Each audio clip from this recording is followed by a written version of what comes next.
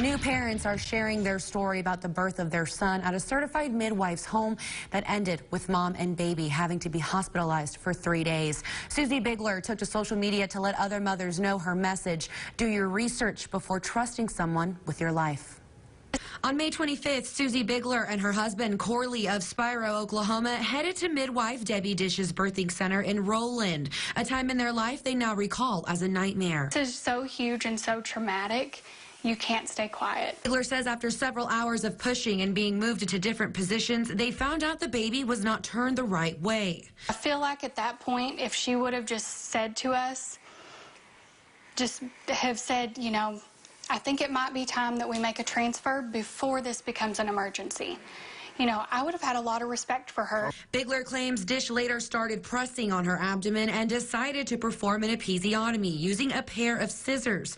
Bigler says Dish told her she'd never performed one before. Those are the scissors that were going to be used for the Cord cutting. The cord cutting. After over 30 hours of labor on May 27th, baby boy Spencer was born, but he wasn't breathing. Bigler claims Dish dropped Spencer before trying to resuscitate him. I didn't know what else to do, so I just started talking to him after what seemed like forever. He started crying. Bigler says thanks to her father, who was in the medical field, they were able to use a scalpel from his medical emergency kit to cut the cord. Then when Bigler stood up, she realized she was hemorrhaging. Her mother demanded they call 911, but says the midwives were against it. In hindsight, we think that they just didn't want the paramedics in their facility. They didn't want them to see what was going on.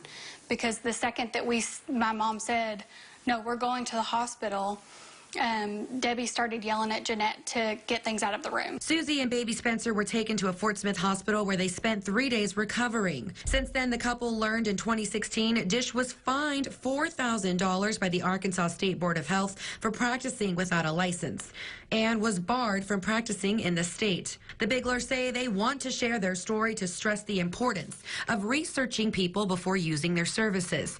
Advice licensed midwife Maria Chowdhury of Fayetteville says is crucial. Don't meet with just one midwife. You want to meet with as many midwives as possible. You're spending the time with the midwife, right? So the first thing you want to know is kind of get to know them personally a little bit. Tell me a little bit about your experience. Why are you a midwife? Chowdhury, who's also on the Arkansas Midwife Advisory Board, says some states like Arkansas require midwives to be certified. There are different types of certifications, but both include extensive hours of school. Other states like Oklahoma, however, do not require a license. If we want to eradicate unlicensed midwives, legalize midwifery. We reached out to Dish and she released this statement. I'm sorry, Susie and her family are upset, and I understand they're wanting to have a complaint, and that's fine, but there's better ways of going about complaining, and that's through the proper channels, possibly even wanting to talk to me. They've been refusing to talk to me, but I'd be happy to sit down with them and go through this. She also tells us she's hired an attorney.